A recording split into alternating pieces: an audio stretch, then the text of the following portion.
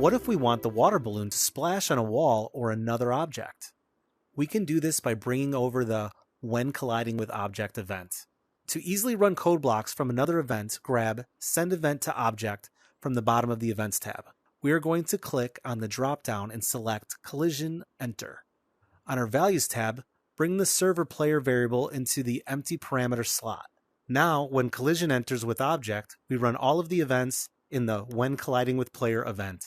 Please note that to send an event to an object, the parameters must match the received event. In this case, we know that the collision enter event is received with a player variable, so we send a server player variable as a substitute, since there isn't actually a player collision event occurring. With our script done, we need to go to the More tab of our water balloon. Change it from players to both objects and players. Then tap in the tag Wall. On our wall object, on the Attributes tab, type in the tag Wall. Let's try throwing the water balloon at the wall. Awesome! Great work!